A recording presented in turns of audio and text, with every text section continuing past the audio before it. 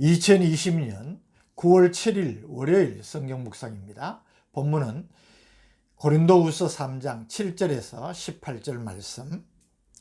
돌에 써서 새긴 죽게 하는 율법 조문의 직분도 영광이 있어 이스라엘 자손들은 모세의 얼굴에 없어질 영광 때문에도 그 얼굴을 주목하지 못하였거든. 하물며 영의 직분은 더욱 영광이 있지 아니하겠느냐. 정죄의 직분도 영광이 있은즉 의의 직분은 영광이 더욱 넘치리라. 영광되었던 것이 더 큰 영광으로 말미암아 이에 영광될 것이 없으나 없어질 것도 영광으로 말미암았은즉 길이 있을 것은 더욱 영광 가운데 있느니라. 우리가 이 같은 소망이 있으므로 담대히 말하노니 우리는 모세가 이스라엘 자손들에게 장차 없어질 것의 결국을 주목하지 못하게 하려고 수건을 그 얼굴에 쓴 것 같이 아니하노라. 그러나 그들의 마음이 완고하여 오늘까지도 구약을 읽을 때에 그 수건이 벗겨지지 아니하고 있으니 그 수건은 그리스도 안에서 없어질 것이라. 오늘까지 모세의 글을 읽을 때에 수건이 그 마음을 덮었도다. 그러나 언제든지 주께로 돌아가면 그 수건이 벗겨지리라. 주는 영이시니 주의 영이 계신 곳에는 자유가 있느니라.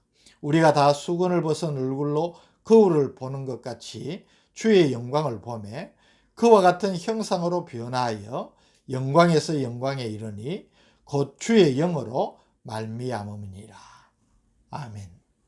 6절에서 바울은 하나님께서 우리를 새 언약의 일꾼으로 세우셨다고 말한 바가 있습니다. 6절을 한번 확인하겠습니다.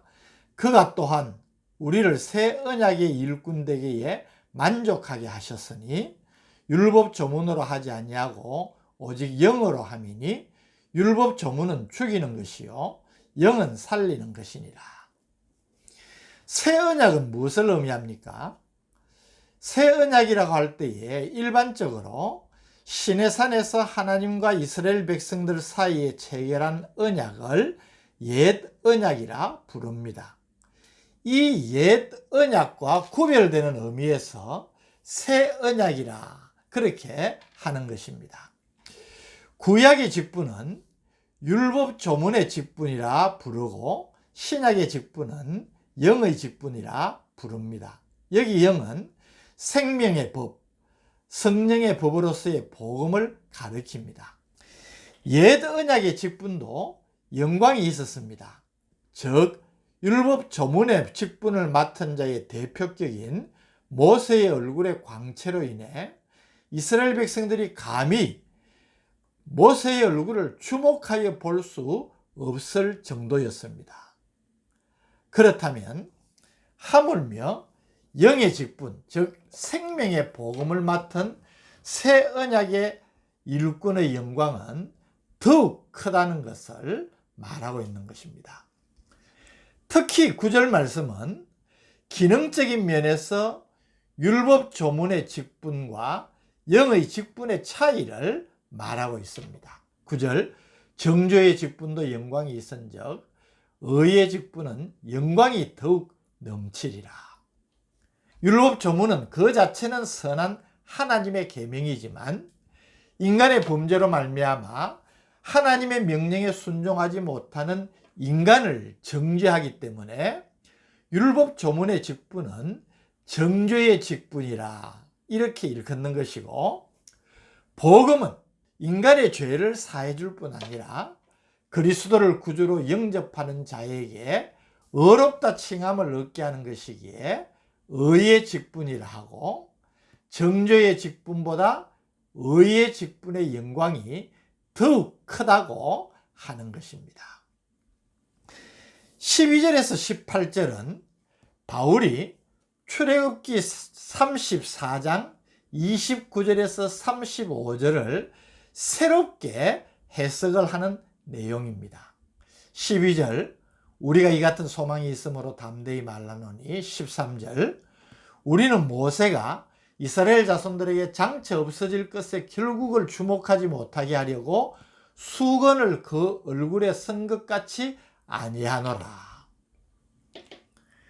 모세가 시내산에서 하나님께로부터 십계명을 새긴 돌판을 받아서 내려올 때에 얼굴에 광채가 나서 수건으로 자기의 얼굴을 가렸습니다. 이 모세 얼굴의 광채는 그가 하나님과 교제하면서 하나님의 계명인 율법을 받음으로 난 것이기 때문에 그 광채 자체는 율법을 상징하는 것이라 말할 수 있습니다. 모세가 이 광채를 수건으로 가렸다는 것은 여러 가지 면에서 우리가 해석을 할 필요가 있지만, 이스라엘 백성이 율법을 영원한 것으로 여겨서 절대시하는 것을 막고, 율법은 일시적인 것이고 영원한 것이 아님을 깨닫게 하려는 뜻이 있다는 사실을 사도 바울은 강조하는 것입니다. 참 불행스럽게도 이스라엘 백성들은 이 한시적이고 불완전한 율법을 절대시하는 어리석음을 범했음은 물론, 율법이 예표하는 실체인 복음이 이제 왔음에도 불구하고 마치 모세의 얼굴에 수건이 가리워져서 광채를 볼 수 없었던 것처럼 그 마음이 완고하고 율법에 대한 편견으로 가득 차서 율법이 예시하는 구원의 복음을 받아들이지 않고 배척하고 있는 것입니다. 14절이 그것을 지적합니다. 그러나 그들의 마음이 완고하여 오늘까지도 구약을 읽을 때에 그 수건이 벗겨지지 아니하고 있으니. 15절은 또 이렇게 지적합니다. 오늘까지 모세의 글을 읽을 때에 수건이 그 마음을 덮었도다. 무슨 의미겠습니까? 지금도 안타깝게도 여전히 수건이 마음을 덮어서 모세의 글, 율법 아닙니까? 이 율법을 바로 이해하지 못하는 고린도 교회의 일부 교인들이 있다는 지적인 것입니다. 그들은 편견에 사로잡힌 거짓 교사들의 미혹에 빠져서 사도 바울을 배척할 뿐 아니라 사도 바울이 전하는 복음도 배척하고 있음을 이렇게 지적을 한 것입니다. 얼마나 안타까운 일입니까? 이 마음을 덮고 있는 수건, 율법에 대한 잘못된 오해로 옛 언약만 봄으로 새 언약이 왔음에도 불구하고, 즉 복음이 이르렀음에도 불구하고 그 복음을 볼 수 없는, 깨달을 수 없는 이 안타까운 영적인 상태가 어떻게 해결될 수 있겠습니까? 바울은 14절에서 그 수건은 그리스도 안에서 없어질 것이라 이렇게 말하고 있습니다. 바울은 모세가 하나님께 나아갈 때에 수건을 벗은 것처럼 그들도 성자 하나님 예수 그리스도께 나아가기만 하면 그 마음의 수건이 벗겨져서 참 진리를 깨닫게 될 것이라고 말하는 것입니다. 16절에도 그러나 언제든지 주께로 돌아가면 그 수건이 벗겨지리라. 여기 돌아가면이라는 이 에피스트랩세라는 말은 회심하면이라는 뜻입니다. 마음을 돌이켜서 회개하면 그런 뜻이죠. 그래서 누구든지 회개하고 주 예수 그리스도께로 나아가지 않으면 결단코 구약의 진정한 의미를 알 수 없다는 말씀이 바로 이 16절의 말씀에 포함되어 있습니다. 왜 그렇습니까? 구약의 모든 말씀은 무엇에 초점을 맞추고 있습니까? 오실 메시아, 즉 예수 그리스도께 초점이 맞추어져 주신 말씀이기 때문에 예수 그리스도를 떠나서는 구약의 말씀을 이해할 수가 없는 것입니다. 17절은 지금까지 바울이 논하였던 주제의 결론을 이야기합니다. 주는 영이시니 주의 영이 계신 곳에는 자유가 있느니라. 여기 자유는 고린도후서에서 유일하게 이 17절에만 사용된 단어입니다. 여기서는 율법, 정죄, 죽음에 대한 반대의 개념으로 사용되었습니다. 바울은 수건이 마음에 덮여 있는 것처럼 율법을 이해하지 못하고 도리어 율법의 속박 아래 있는 자들이 그리스도 안에서 진정한 자유를 얻고 참 생명의 기쁨을 누릴 수 있음을 강조하는 것입니다.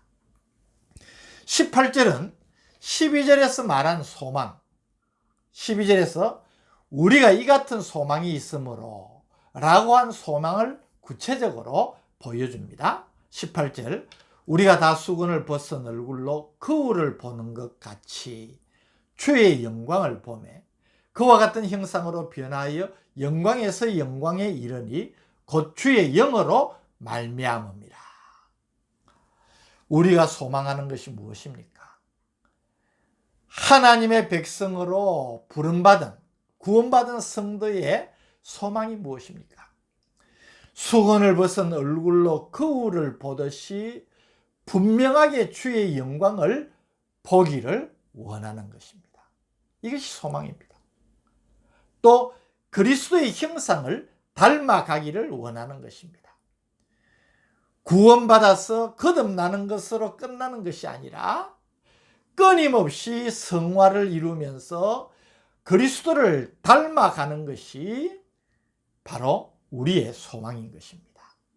궁극적으로는 영광에서 영광으로, 즉 장차 있을 온전한 영광에 이르기를 우리는 소망하는 것입니다. 이 소망 모두가 무엇으로 가능하다고 말을 합니까? 곧 주의 영으로 말미암음이니라. 이 소망을 우리 스스로의 힘으로 이룬다면 무슨 희망이 있겠습니까? 그런데 성령의 역사하심으로 말미암아 이 모든 소망이 이루어질 것을 선포를 하고 있는 것입니다. 이렇게 보면 오늘 이 말씀을 묵상하면서 저는 우리가 이 신약시대, 성령시대의 성도가 되었다는 것이 얼마나 영광스럽고 복된 것인지를 감사하지 않을 수가 없는 것입니다.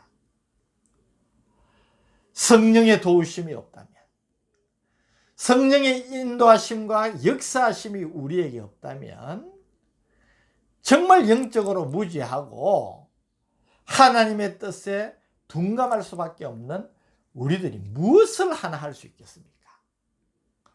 그런데 성령 안에서 우리는 이 소망을 가지고 하나님께 나아가는 하나님의 백성이 된 것입니다.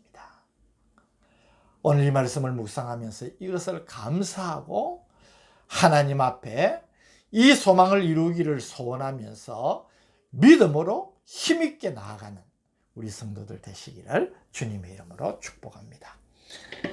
거룩하신 아버지 하나님, 우리의 소망과 그 소망을 이룰 수 있는 큰 위로를 성령 안에서 주심을 감사합니다. 구원받았으므로 만족하지 말고 우리 안에서 역사하시는 성령으로 말미암아 이 거룩한 소망들을 다 이루어 나가는 복된 하나님의 백성 되게 하여 주옵소서. 예수님 이름으로 기도드립니다. 아멘.